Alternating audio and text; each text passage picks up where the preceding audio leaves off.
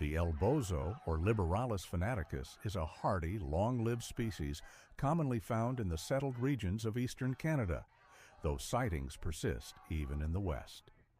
This boomer subspecies has adapted remarkably well to stable habitats, paid-off mortgages, cushy pensions, and reliable access to Canadian Liberal Party talking points brought to them by the CBC.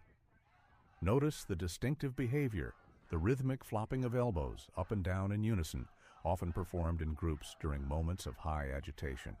The signature call rings out clear and insistent, elbows up, a rallying cry that echoes across lawns, community halls, and comment sections alike.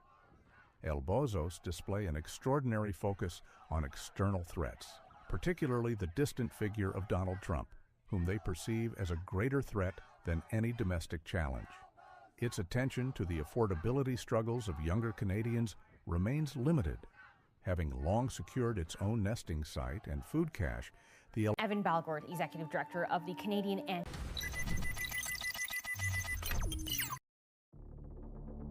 共に取り組めることを期待しています。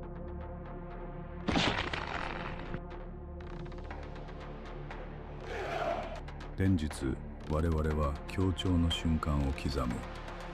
それは両国が共に前へ進む覚悟を世界に示す合図だ。協調とは単なるものの交換ではない。それは信頼を共有すること、そして目的を共有することだ。中国は確信を持って動く。忍耐を持って自ら誇示する必要のない力とともに。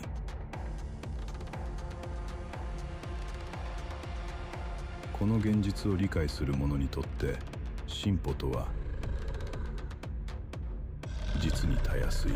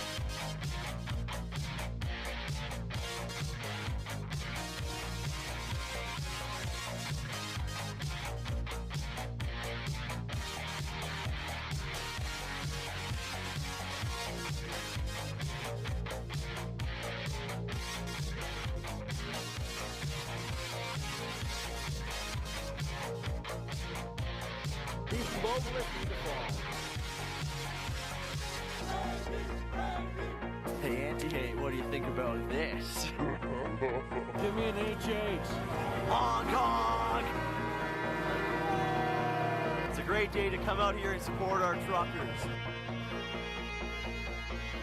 Oh, look at this! It's the fake news CBC, boys. They're going into hiding. Fake news, go! Don't worry, we're fighting for you guys too. Yo, this guy's got the gas. Growing for you out here, we're holding the line.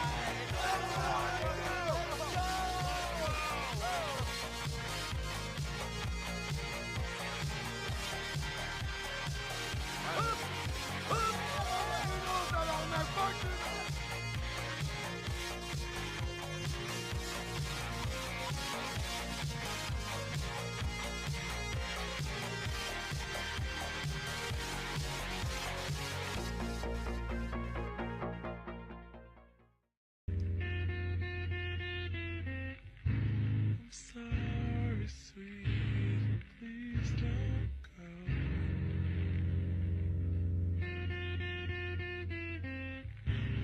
I always knew that you would know. I know that what I did was wrong. The Charlottetown Conference set Confederation in motion. On July 1st, 1867, Sir John A. Macdonald became Canada's first Prime Minister.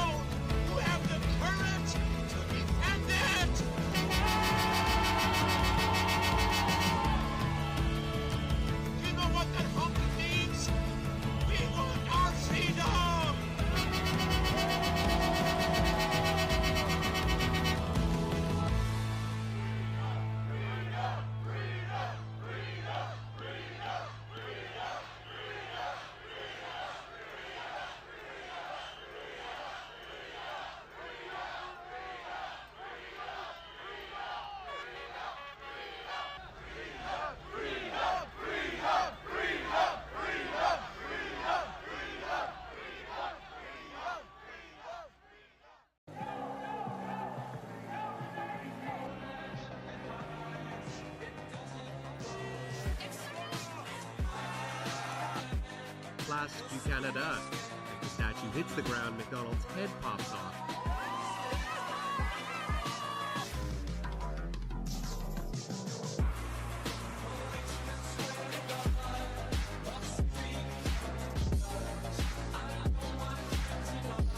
Queen of Canada.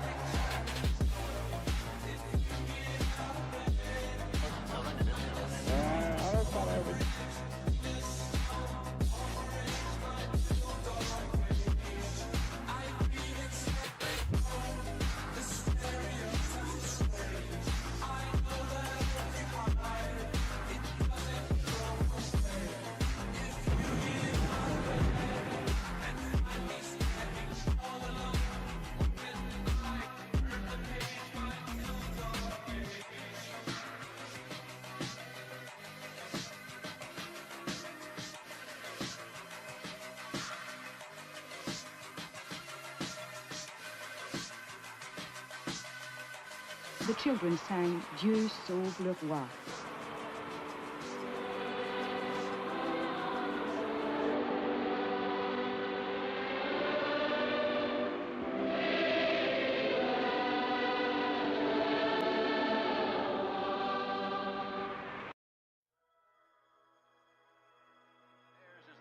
Of free peoples, freely pledging loyalty to a common ideal, a common heritage, a common tie.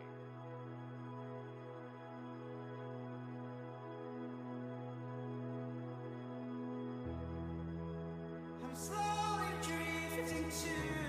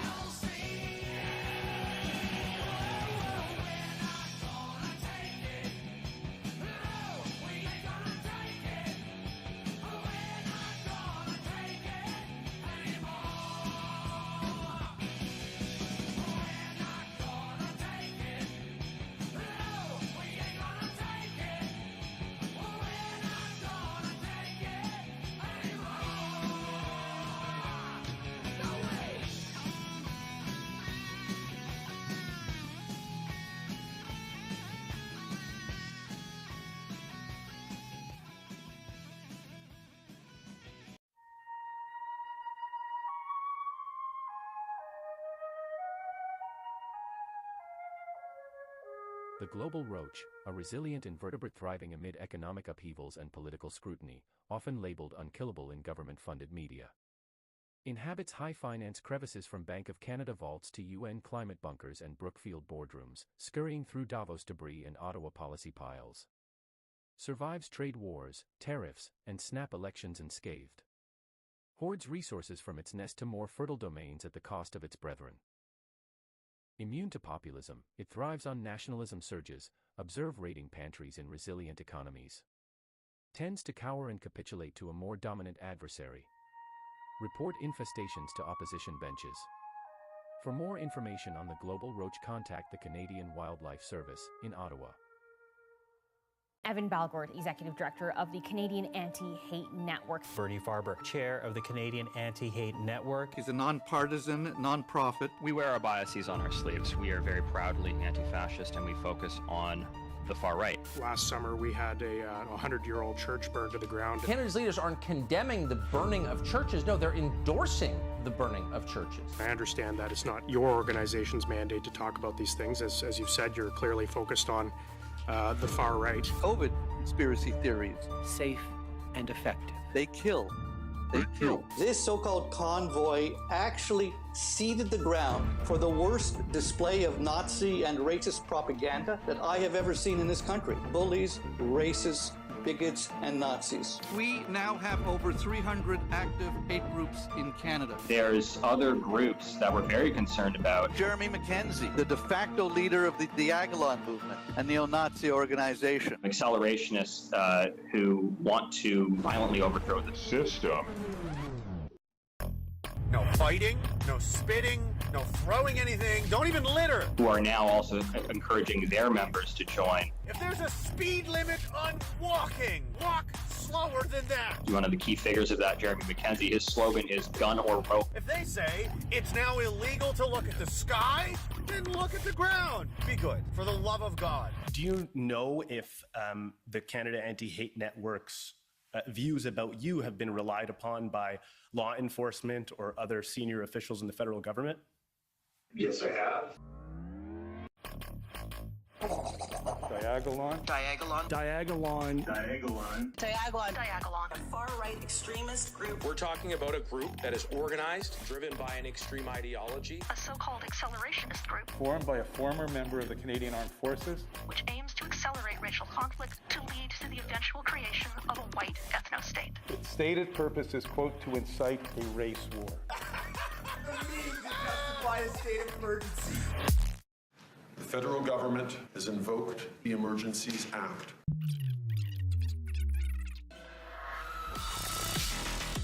There's some people that just want their lives back.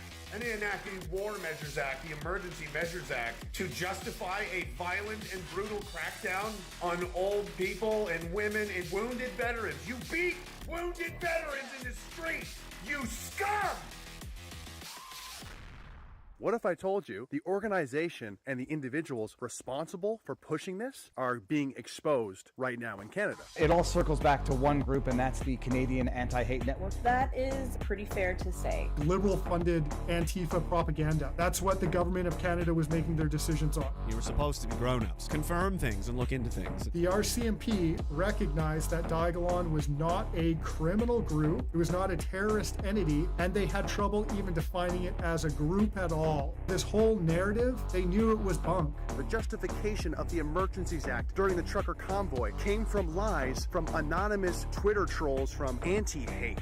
Uncovered in Hategate is a string of emails from government officials. Politician goes on TV and says that, oh, there's this terrorist group involved in the convoy. Then people say, can you back up your statement? And he says, talk to law enforcement. And then law enforcement is like, oh crap, we got to find something. So they just spend 15 minutes, Google Diagolon, and come up with this hit piece. That Global News article conveniently sources one expert. That expert is from the Canadian Anti-Hate Network. But it's the circle jerk, this vicious circle, one person feeding fake information to another who then finances those people to provide the fake information so they can then launder it off to whomever they need to in order to justify whatever fabricated crisis they financed that never existed in the first place. I consider it the single most embarrassing and grotesque intelligence failure in national history.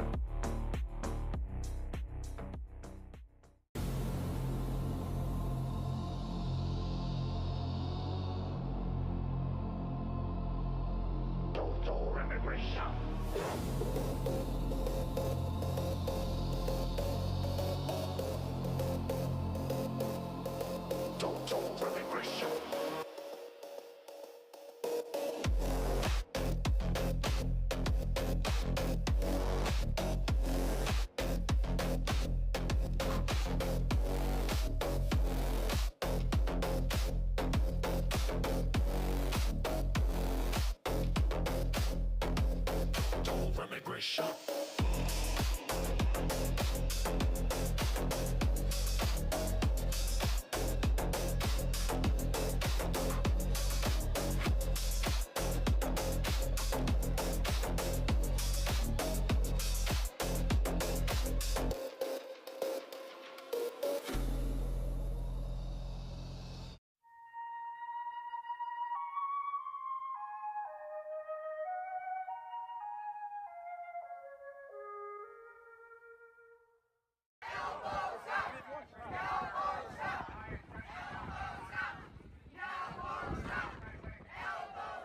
The elbozo, or Liberalis fanaticus, is a hardy, long-lived species commonly found in the settled regions of eastern Canada, though sightings persist even in the west.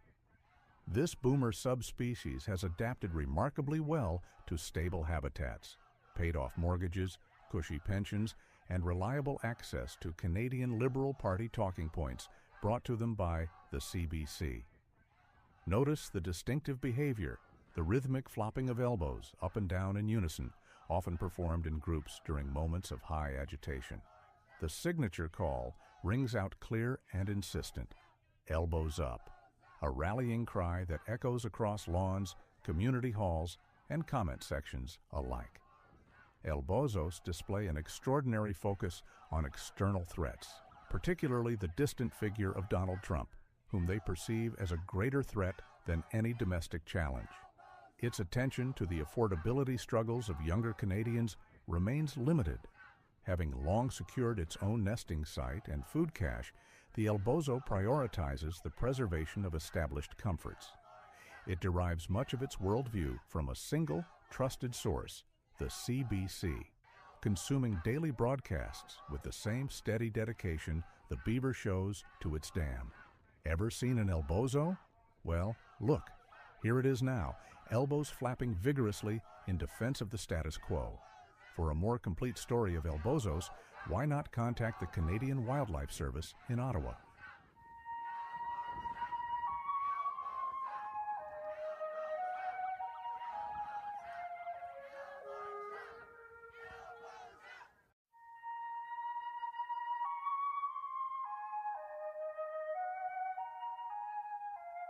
Deep within the manicured wilderness of Parliament Hill, one can observe a truly fascinating specimen, the political weasel. Known to scholars of ethics as Blackphaceus corruptus, this cunning creature has adapted beautifully to an environment thick with lobbyists, hashtags, and plausible deniability. While outwardly charming, the political weasel possesses a complex social structure based entirely on self-preservation. It communicates primarily through carefully rehearsed empathy and subsists on a diet rich in taxpayer-funded travel and curated outrage. Natural predators include weary voters and access to information requests, though prolonged exposure to friendly journalists often renders it functionally invincible. In times of stress, the Blackphaceus employs a remarkable defense display. A flourish of public remorse, followed swiftly by vacation. Over the years, several distinct migrations have been recorded. The infamous SNC Lavalin vines entangled it briefly before it slipped free on a technicality. Its excursion down the Wee Charity Trail remains a source of confusion to conservationists, as it involved both kinfolk and ethical erosion in equal measure. Yet resilience defines the political weasel. Even amid scandal, it thrives, shedding accountability with the same ease it sheds staff. Its natural camouflage, a blend of carefully tousled hair and moral flexibility, ensures survival in nearly any ideological climate. For more information on the political weasel, please contact the Canadian Wildlife Service in Ottawa.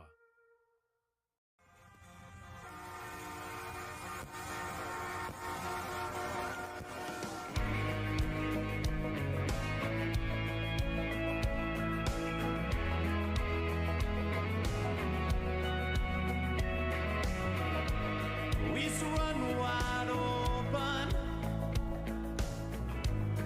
living life without fear. really don't know how we ever got here, ever got here. We let the little things pile up. We fence ourselves in. Sometimes you gotta tear it all down, start over again.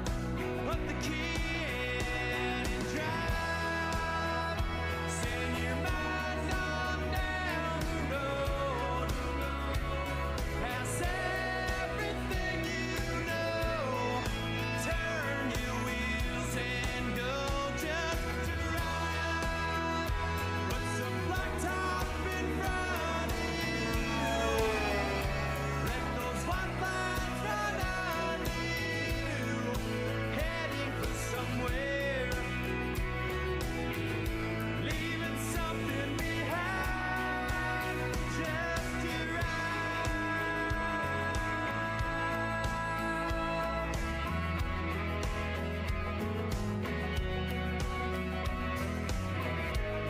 We could burn across the desert.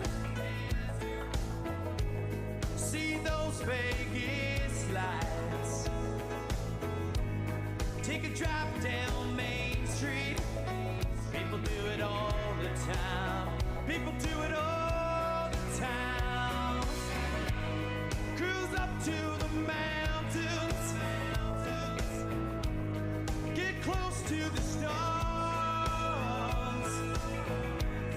If you find yourself unhappy where you are, just get in your car and drive. Send your mind on down the road. Pass everything you know. Turn your wheels and go just drive. Put some blacktop in front of you. Let those white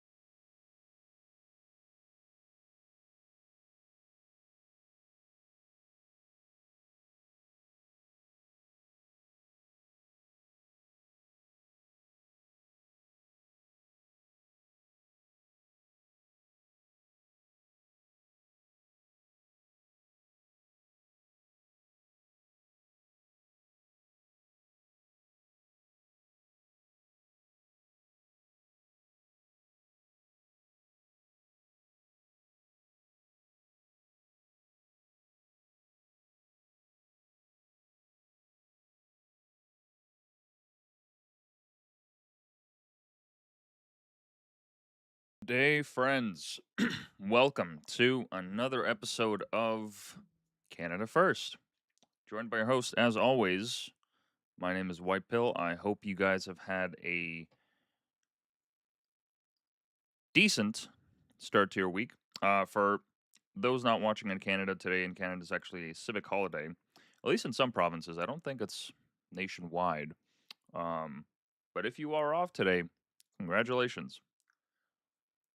Enjoy it. The weather's looking great. And for those of us joining outside of Canada, hope your week is off to a great start as well. It's been a minute since I have seen you guys. Sorry, let me just adjust the lighting. Boom. Look at that. Much better. It has been a minute, and I am making an executive decision regarding the timing of the episodes. Well, you know what? Not even if, but from now on, streams will only be done Monday, Wednesday, Friday. If there is no stream done on either of those days, there will be no makeup streams. Excuse me.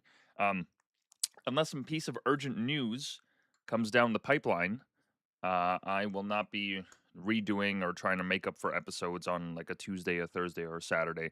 If I missed it, then had a good reason for doing it, and I will see you guys the next day. So Monday, Wednesday, Friday, as per always.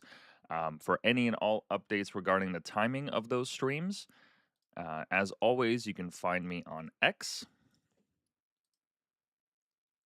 or better yet, at bio.link/whitepill, where we have all of our links here for Canada First. Let me just post this in the chat here for everyone. There, you will find all of our socials for the Canada First project, and most importantly, our store, which we have since opened, since I think the last 2 weeks now. Our store, which features, at the moment, it's only just 2 products, stickers, 5 inches by 5 inches. So they're quite big. They are quite, let me see if I can get a ruler out. So about yay big. It's like roughly the width of my head, almost. Well, it's just under that. In any case, grab yourself a sticker. It's $7 for one. But if you buy more, it'll save you some bucks. I think it's 5 for 20, 10 for 35.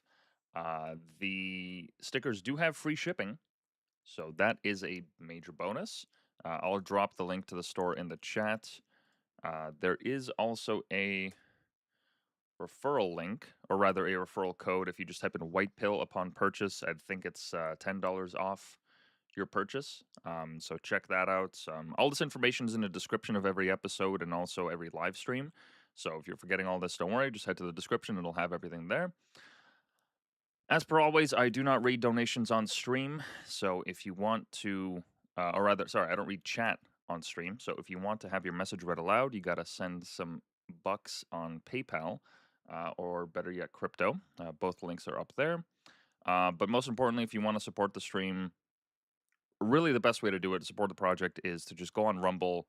That is where the primary platform is for Canada First. This is where you'll find all of the content, all past episodes, future episodes, so on and so forth.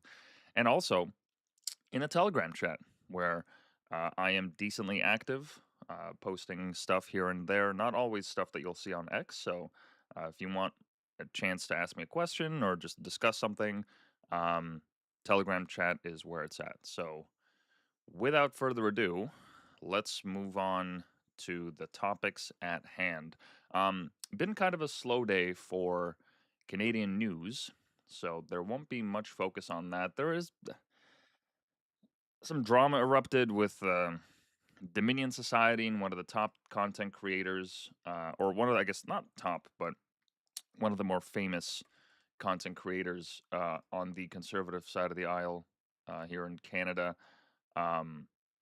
We'll get into that, but first I just want to start off with, this has been making headlines ever since it started, with the Morocco Marauders. The pictures coming out of Morocco and the video is nothing short of shocking isn't even the word that I would use, really. I mean, it is truly. It's insane because I don't remember the last time something like this happened. Like we would have to go all the way back to the post-Syria war exodus of Middle Easterners into the European continent, the mass migration. I mean, remember that one video of that that migrant that got tripped by the cameraman, who was then arrested.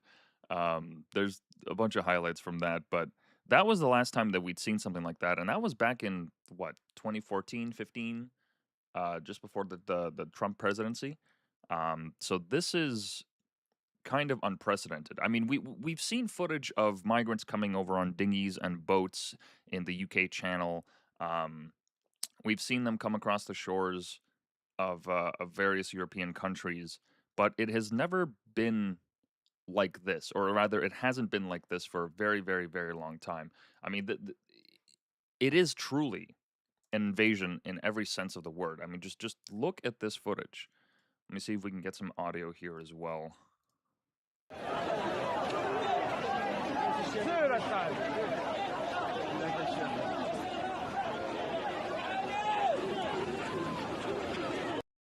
Just look at that crowd. Right, we're talking 50,000 people, roughly. Right, this is the estimate. Some people have thrown around figures of 80,000. I don't know, but I believe it's at least 50,000 that have crossed from Morocco into Spain. And apparently, a lot of these migrants, when they have been speaking to people on camera, they were told, like there were advertisements in the newspapers that were openly telling them, go to Spain, go to Spain, go through the border crossing. It will be open. You can find yourself a better life, what have you. But these people were actively encouraged by their government to go there. And as far-fetched as that may seem, there's one photo that came out just yesterday that that truly, I mean, it encapsulates everything about this issue here. Let me see if I can find it, because I reposted it on my feed there. Whoops. Okay. Bear with me for 1 second, guys. Hold on.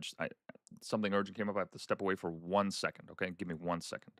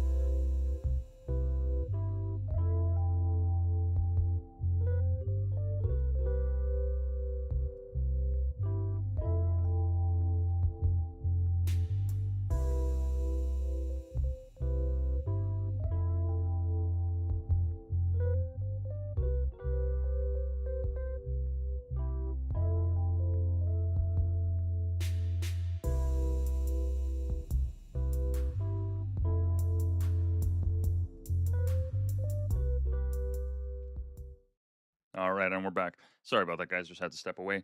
But there's this one photo that I came across yesterday. This is from when the Moroccans were finally getting pushed back by the Spanish border guards. And on their way back, the Moroccan border services were actively stopping their own people from coming back into their country. I mean, literally throwing rocks. And this might look like it's AI generated. Here's the video.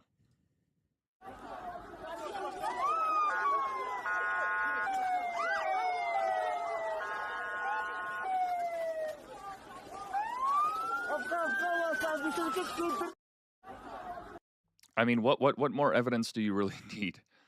Right? And this is but one video. This is but one photo of this happening.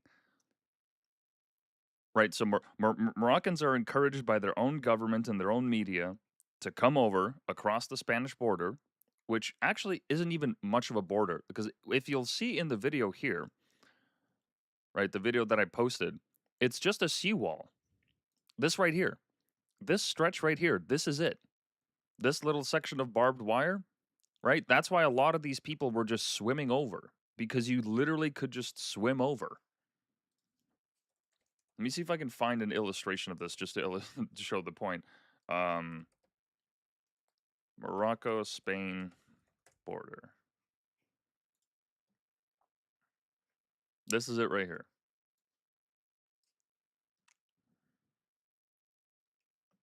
Okay, no, I don't need... There it is.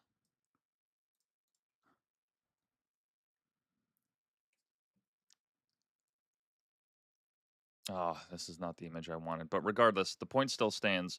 Look at this insignificant tiny little wall. It's barely a wall, and it barely stretches into the ocean. Right? And so you start to think, well, okay, so how is it? Because it's one thing for like their the South American caravan to come to the United States. It happens every year, right? These people walk all the way from the various nations in South America all the way up to Mexico and go through the Mexican border there. That's a seasonal occurrence. But for this to happen on one single day, for 50,000 plus people, potentially upwards of 80,000, to come over, right? Why is it that all of a sudden it just happened to be on that day? It just happened to be on that one single moment, that 50,000. It wasn't as if 1,000 trickled in the other day, 2,000 the next day, and it just kind of slowly ramped up. No. On a single day, a small Spanish border town with a population of, what is this? What is the actual population of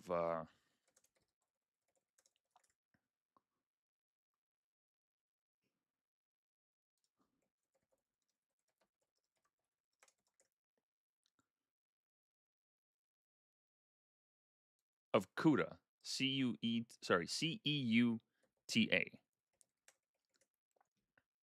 What is their population? 84,000 people as of December 2025. So they had their small town invaded by roughly the same amount of people that already live there, quite literally replacing them. And the footage from when these people came over is nothing short of incredible. And I don't mean that in a positive light. I mean in a way that like it just you cannot comprehend the scale of this. Like look at them just gleefully running through the border, cheering, celebrating. And notice, how many women and children do you see here? How many women and children do you see, like, fleeing persecution or conflict or what have you? Last I checked, Morocco is not in a state of war. Last I checked. And they are just being let in by the Spanish authorities. I mean, I don't know if this was a failure on their part just because they don't have the arms or they don't have the personnel.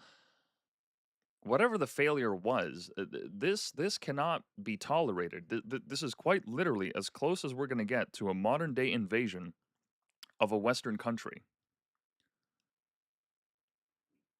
This is as close as we're going to get. Look at those waves of people. And there's the poor excuse for a border that ends at the sea. And they're just swimming over. I mean, that dinghy is almost about to collapse with the amount of people they have there.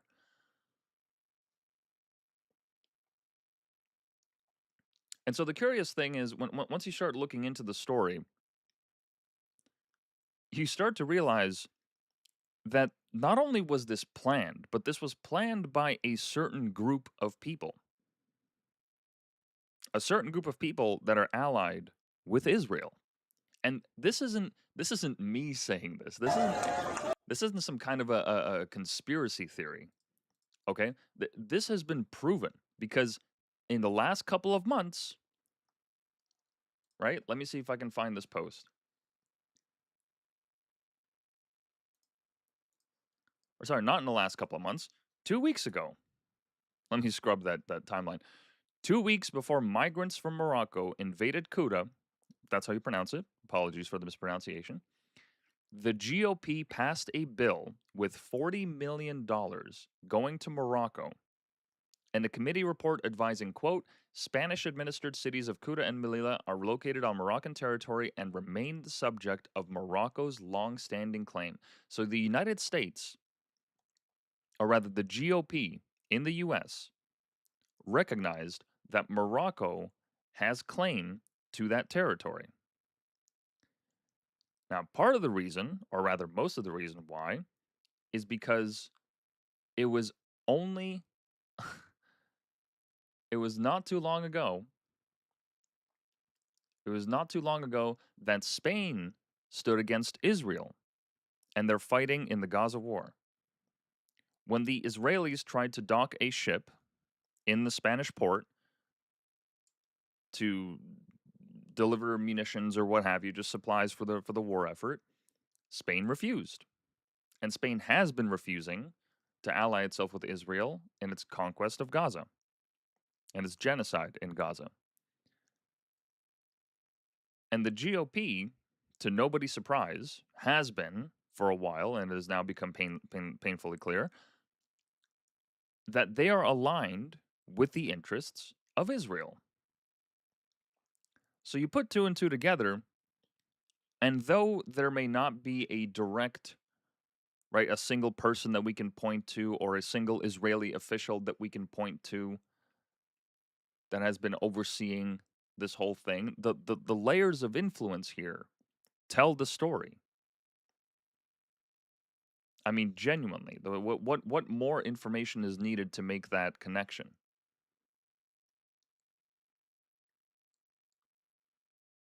And the funny thing is, right, the Israelis weren't even hiding the ball.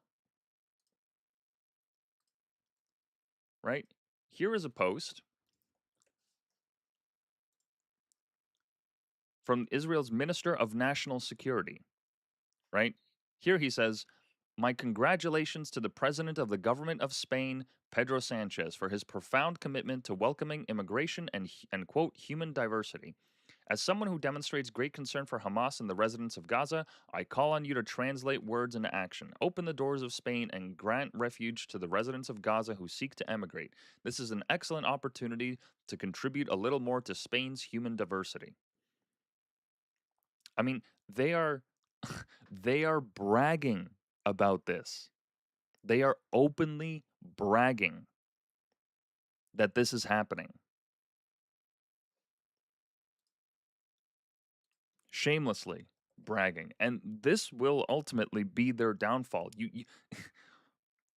You can't just support these kind of actions without some kind of blowback. Right? If anything, this is going to galvanize people further against Israel. because now the entire world has seen what they are capable of doing, has seen what they are capable of supporting. They are literally using the people of Morocco essentially as a bioweapon against their enemies. And when I say bioweapon, I mean these people that were going, the Moroccans that were invading this small Spanish town of 80,000, right? Look at what they did to the city. They completely trashed it. They ran through the streets gleefully, trying to break into homes, assaulting people, knifing people.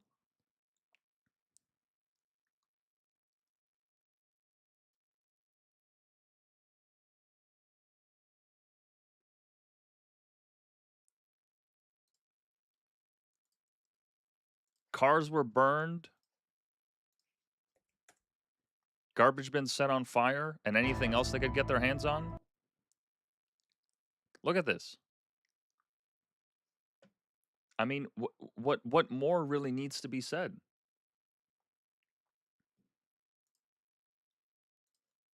Here's more footage of Moroccans breaking into people's homes.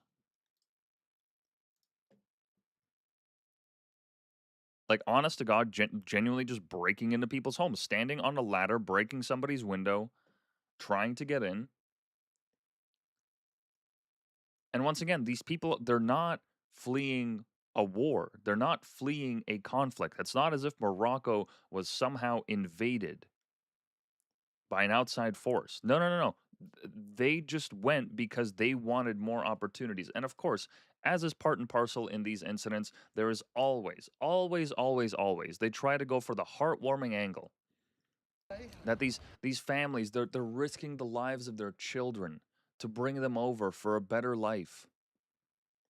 Why would you put the lives of your children at risk going to sea to bring them into a country where you can otherwise legally immigrate to?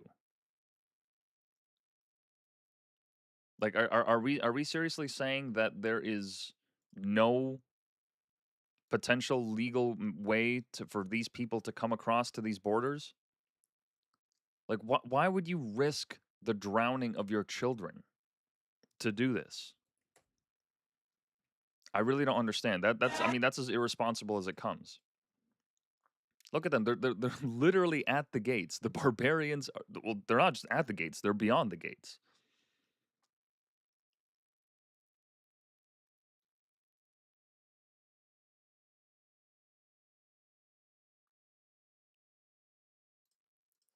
Here's footage of them attacking the police. I mean, there is hours and hours and hours of this footage online for those that want to see it. Look at this. They come into this country seeking refuge, and they're attacking the forces, the force of the state that is meant to protect the people, just whipping rocks at them.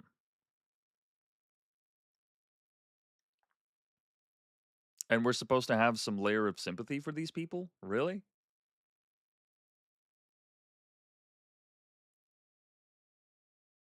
Like, are you serious? This is absolutely insane. This is absolutely insane. And the highlight of this, the major point of this, right? This invasion that we're seeing, and it is an invasion, that's what it should be classified as. This invasion that we're seeing, this has happened around the globe, throughout Europe and North America. In Canada, just because it happened as a slow trickle, right? Tens of thousands of Indians here, tens of thousands of Syrians there, so on and so forth. It's not as noticeable, right? That's something that takes time. It takes years to develop, and then you turn around and one day you're just surrounded by Indians, and you realize that you've been invaded. Just because this incident in Morocco is so overt and so undeniable, right? It doesn't say, or rather, it doesn't speak, or better yet, it doesn't reflect that the invasion that has happened in Canada, in America, in other countries in Europe, that it is of any less significance, that it is of any less importance, because it is, right? Just because we haven't seen millions of Indians climb across the Canada-U.S. border doesn't mean that it's not happening. So my heart goes out to the people of that small town in Spain, because Spain is it is a beautiful nation. I had the good fortune to visit there a couple of years back with some family on a trip, and it is truly astounding what the Spanish have built. I mean, truly. I didn't just go to to the tourist sites. We went to some small towns as well. We went to this there was a hike that we took to a cathedral up in the mountains. I mean, I was truly awestruck that a people could build something so monumental that will outlast every single one of us and stand for so many years after we are gone. It was truly awe-inspiring. Right? The science center that they have in Valencia there was incredible. It was amazing. It was a triumph of architecture. The science center in Toronto doesn't compare. I mean, it's beautiful, but the quality is so different. Highly recommend for anyone that actually has the chance to go. Spain is a little testy now just because of the amount of migrants that have come over and that they've naturalized all of these illegals via their president, which is really unfortunate, because this is going to fundamentally not just change, but given enough time, destroy the things that make Spain beautiful. You know, in I think it was in Barcelona, the Sagrada Familia.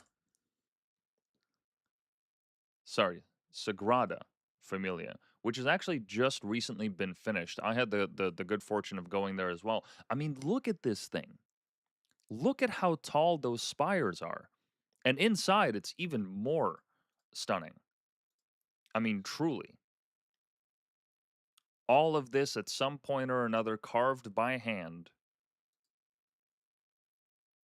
by these master stonemasons. This church took decades, or rather this cathedral took decades to build. A culture and a society that builds monuments to God in this way needs to be preserved at all costs.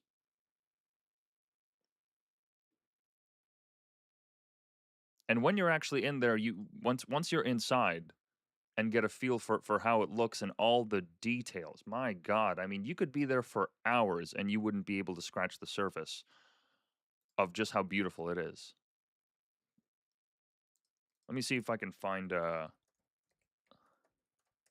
indoor shot, because this is these photos are not doing it justice.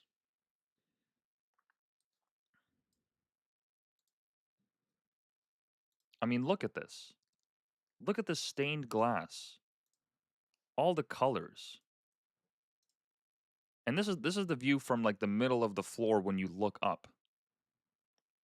Look at all these details. And this photo is oversaturated, so it's not doing it justice. Let's see if we can find a larger photo. I mean, there is quite literally no other place on the planet that looks like this.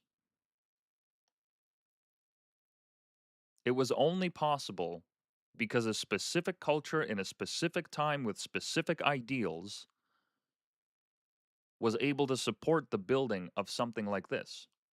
And it needs to be preserved at all costs. I mean, even if you look at Barcelona from a bird's eye view, just the way that the city is planned. Look at these.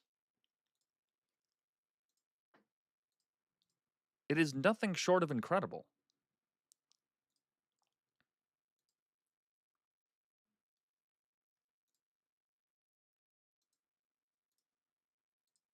Urban planning before urban planning.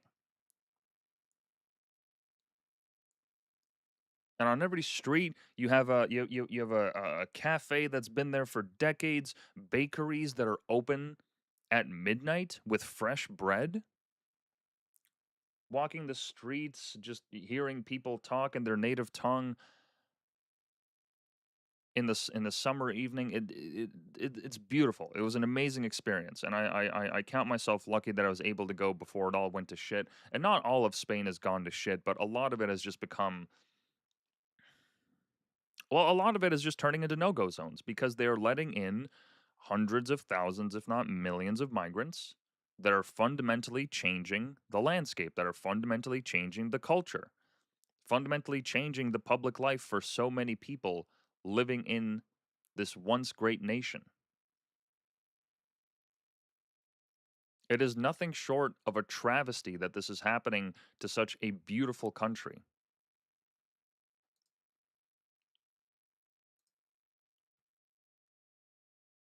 I mean, truly, if you ever had the chance to go to Spain before all this, you know exactly what I'm talking about.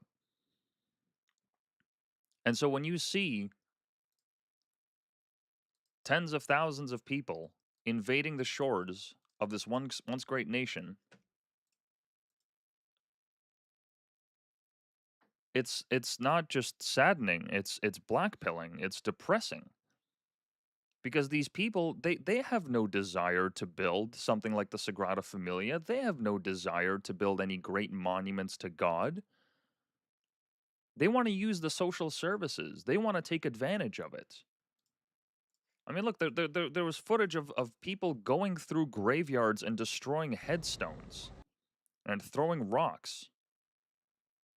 These are the type of people that are going to build the next wave of the next step of human greatness? They're the ones that are going to participate in that project? Really? Throwing rocks at the locals? Stabbing them? Fighting them?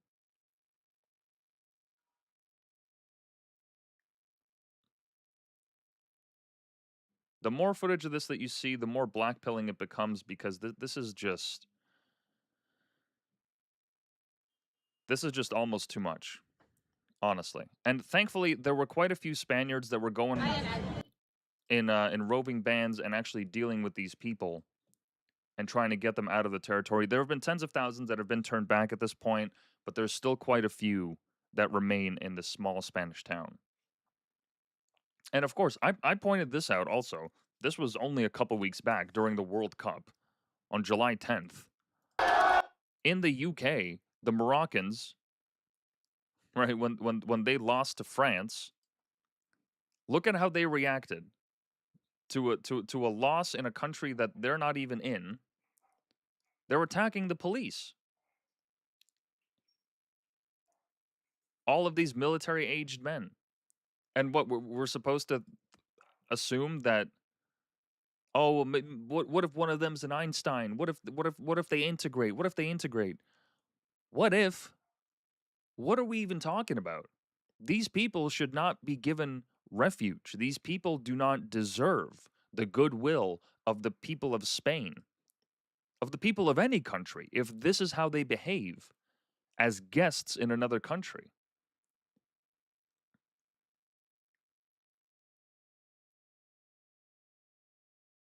It's just, it's sad to see Europe go through this because, not just sad, it's almost defeatist because it is thanks to the developments that happened in Europe that were then transported to North America, right? That we live in the current state of the country that we live in now, whether it's America or Canada, right? It is thanks to all the innovations, all of the moral ponderings, the great authors of the time, the architects, the inventors. It is by their good graces that we are able to live our lives as we do now in North America because of the Spanish, because of the English, because of the Scottish, the Irish,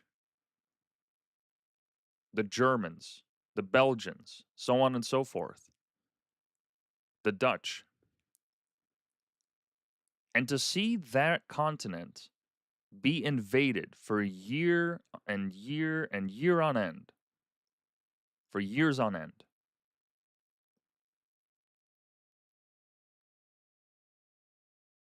It makes anybody that appreciates, and not just appreciates, but wants the West to proliferate, wants the West to expand, wants the West to grow and to develop into something bigger than it is right now.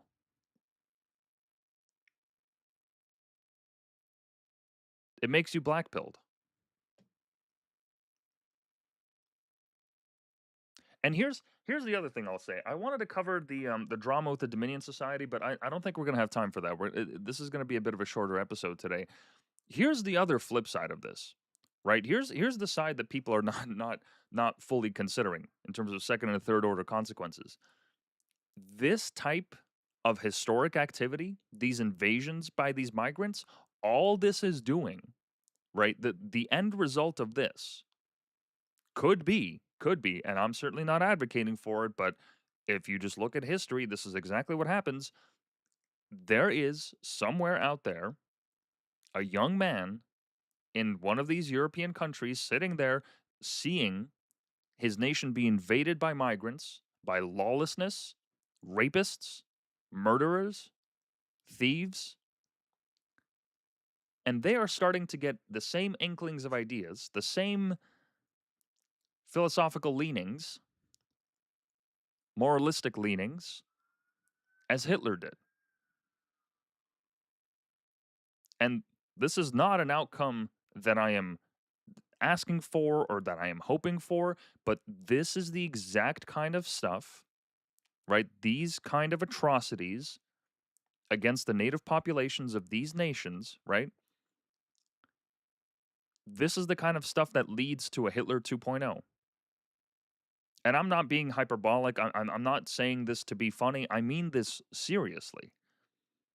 If you let the nations that might as well have invented nationalism in the 20th century, or rather not invented it, but used it to not only gain political power, but to wage wars unlike we've ever seen before in human history, modern warfare at that time.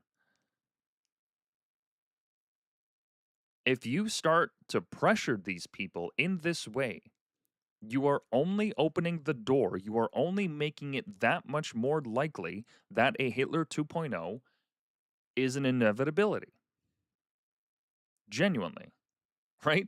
You have the AfD in Germany, who at one point, I don't know if the Germans actually enacted this, but the government was considering taking away all firearm licenses of anybody associated with the AfD party. They were doing everything to squash their ability to navigate the political realm in Germany. Right? You have Restore in UK that is being pressured by not only the existing political apparatus in the UK, but also by Reform UK, its soft-hearted cousin, if I can say that. Right? You have all of these parties and all of these nations that are starting to pop up that are far right, considered far right, or rather plastered as far right, and they are gaining popularity. They're gaining popularity, they're gaining ground, and with each passing day, with each passing clip of migrants or illegals or new immigrants to their nations from countries that not only do not share their ideals, but are actively opposed to them and will do everything in their power to destroy them so that they can reform that country to make it more like where they came from. Whether it's Afghanistan, whether it's Pakistan, Syria, what have you. Northern Africa. Right? You have these people that are actively trying to turn Europe into something that it's not. And so when the Europeans start rebelling, when the people wisen up and they start politically organizing in their far-right parties, is it any surprise that more and more of this activity, the more and more that that political will is suppressed, that you are going to see more and more people start calling for a Hitler 2.0, the second coming of Hitler.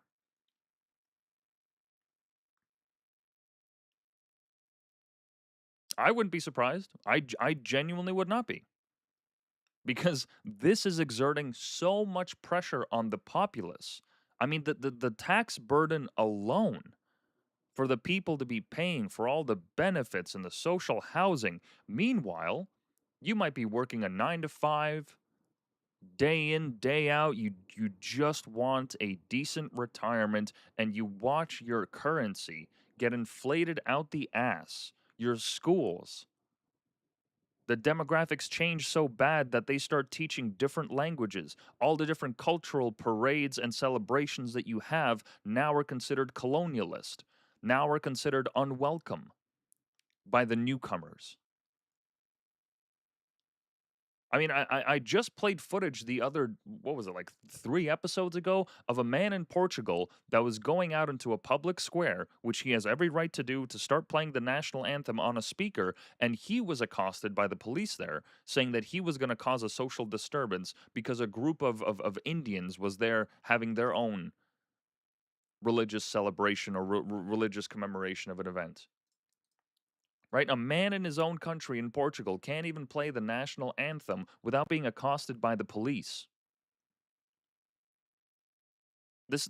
Events like this are only going to catalyze the will of those people within those nations where these invaders are going to not only stand up and fight against this, but do it in such a way where if the political realm is not available to them, if they are disenfranchised as voters, if they're disenfranchised from organizing a party, from owning guns, from being able to defend themselves, when you do not give people an out, when you do not give them the option to speak, to represent themselves in government or otherwise, when all of those different means of communication go out the window, when they are no longer an option for people, the only option that you leave them with,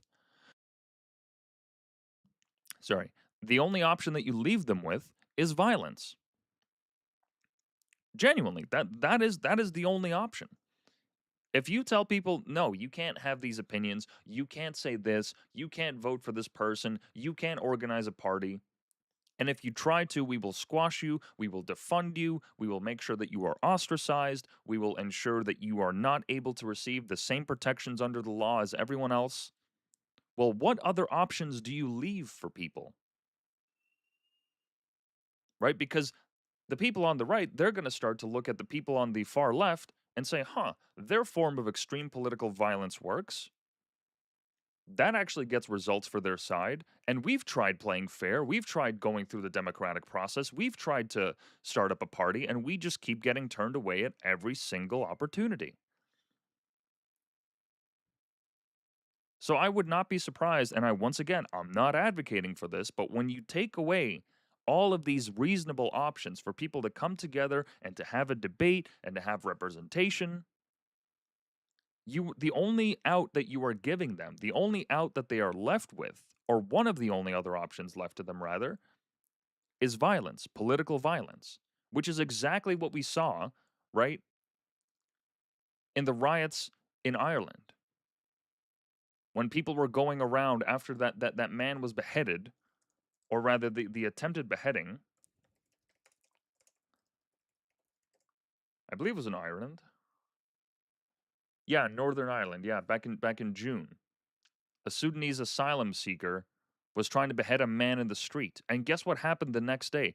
Immediately following that, you had roving bands of Irish men going to these socialized housing projects, setting them on fire, looking for people inside their homes, setting cars on fire, going to the migrant hotels, throwing Molotovs outside of them, throwing rocks at these people. Right? Because the state left them, from their perspective, the state left them no choice. They don't arrest these people. They don't kick them out. They don't deport them. There's no penalties for what they do, little to no penalties for what they do. They come in, they assault our people, they rape our women, they take our benefits. And so what option are they left with? What are they to do?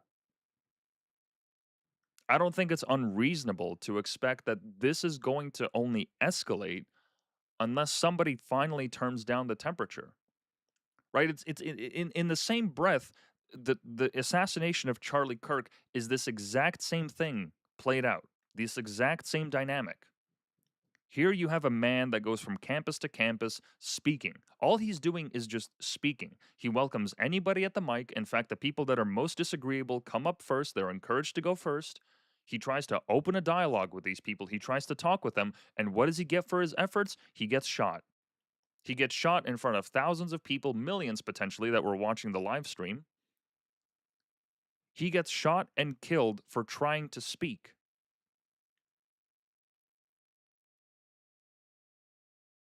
And so when that happens, right, when the options no longer include a dialogue, when the options no longer include some kind of a unification around shared ideals, political violence seems to be the only option for them. Or rather, one of the options for them. And I don't want it to come to that extent, because what that means is now whoever is strongest, right, militarily, physically, whoever is strongest is the one that has the people that have the state behind them, the apparatus of the police and the border guards and the special services and what have you. Whoever has the biggest gun wins, and that is going to lead to nowhere good. Whoever can seize the most influence within the armed wing of the political apparatus, whoever can do that wins the country. And that leads to nowhere good. That's how you get bedlam. That's how you get nonstop riots in the streets.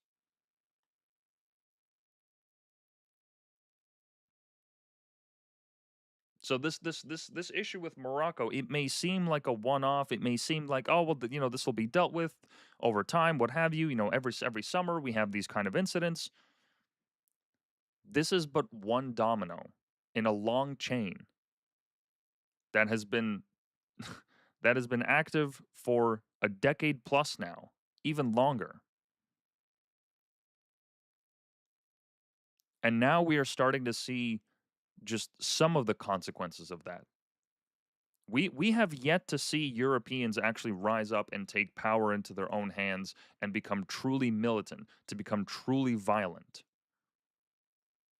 And I hope we don't see that. I really hope it does not come to that. I hope that cooler heads prevail. I really do hope that there is a peaceful resolution to this. Because I don't want to see Spain on fire. I don't want to see France burning. I don't want to see England turned upside down. I want to see that continent prosper, because it is because of that continent. It is because of that continent that we have our way of life now, and not just here in North America, but around the world. August 1st was just the other day, 2 days ago now. August 1st was Emancipation Day in Canada. And this was marked by all these social media posts of politicians saying how it was such a great thing that we finally came around to understanding that slavery was bad, right? I'm just quickly,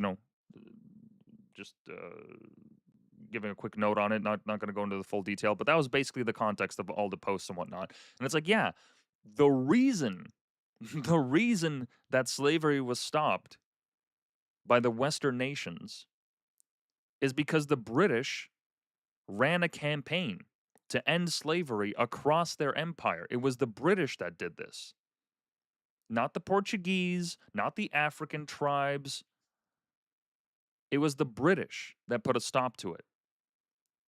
The nation that once benefited the most from slavery,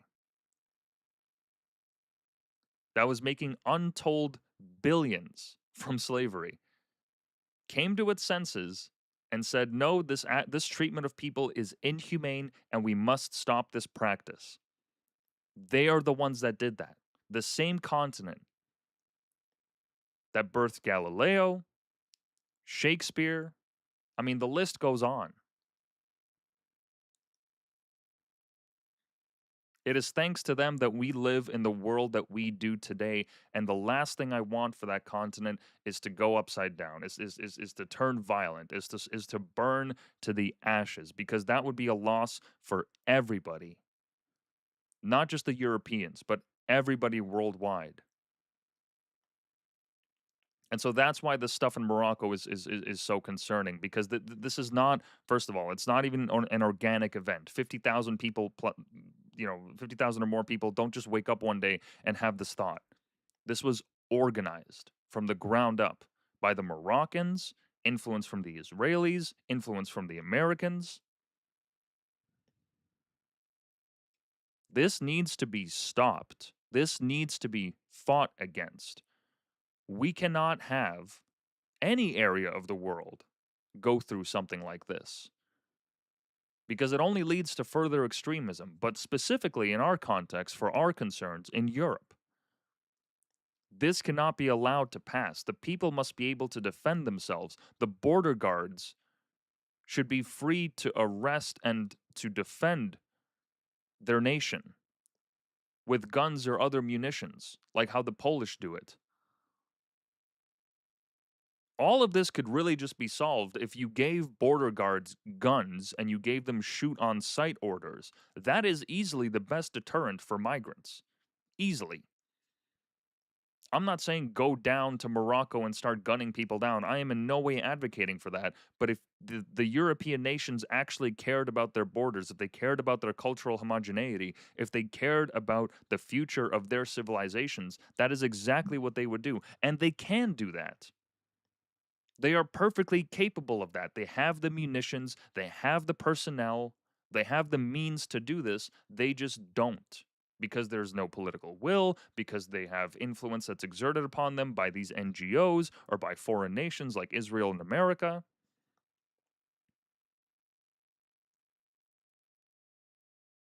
Europe deserves to live.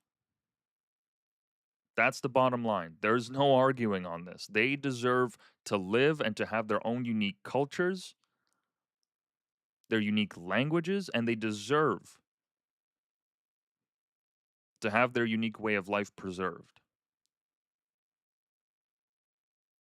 If Europe falls, like, do we really think that this isn't possible in Canada, that this isn't possible in America? America's been invaded by migrants. Over Joe Biden's tenure, you had what, like 10 plus million people come over the border? And look at how that's changed. Look at Minnesota. Minnesota is the Somali capital of North America. That doesn't just happen by accident. That doesn't just happen by circumstance. This happens because there's a plan. Because there are people that are attached to this. Hundreds of millions of dollars of fraud doesn't just appear out of thin air. This is a concerted effort, and the people that are perpetrating this need to be fought actively. So, that being said, we're going to end the episode a little bit short today. I apologize. Just a little bit short on time. But we will be back this coming Wednesday. So stay tuned for that. Most likely going to stream around 6 or 7 p.m. Eastern Standard Time. As always, if you want to support the stream, if you just go to bio.link/whitepill, this link is in the description of every episode and every stream. You will find all our links there. The main way that you can support us is by going on Rumble, like, comment, share, subscribe. I'd love to hear what you guys think. That is our main platform. Join me on Telegram as well, where I am fairly active in the chat, dropping a voice note here and there, and extra content that is outside of the show. And any and all updates for the Canada First project will be there. We do have a merch store, as I've said before. It's stickermule.com/whitepill. So far, we just have 2 stickers. Check it out. We have more stuff coming on the way: shirts, hoodies, hats, all that good stuff. I don't read donations on stream, or rather chat on stream. So if you do want something read aloud, you would have to send a donation to either the PayPal link or crypto. So that would be the best way to do it. And yeah, without further ado, I mean, what more is there to say? I hope the Spaniards beat back the Moroccan invaders. I hope that they turn them back at the gates, and I hope that they find a way to defend their nation and find the courage that it takes to do such a thing, because the Spanish deserve to live. I mean, once again, I had the good fortune of visiting before it all went to shit,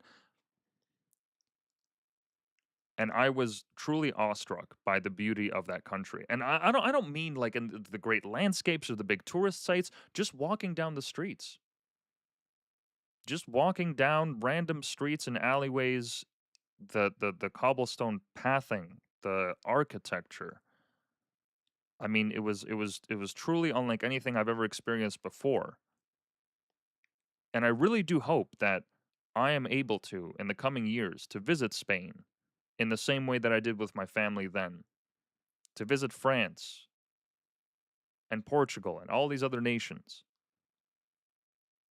Because Europe deserves to live. I mean, I don't know how much more plainly I can say that. For anyone that's been there, you know exactly what I'm talking about. You feel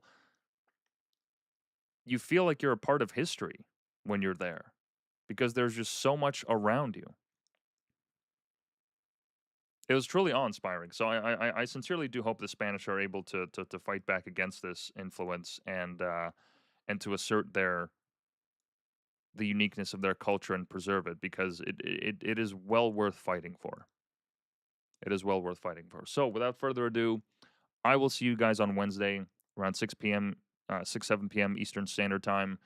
For any and all updates, check the Telegram, check my X profile, and yeah, I guess without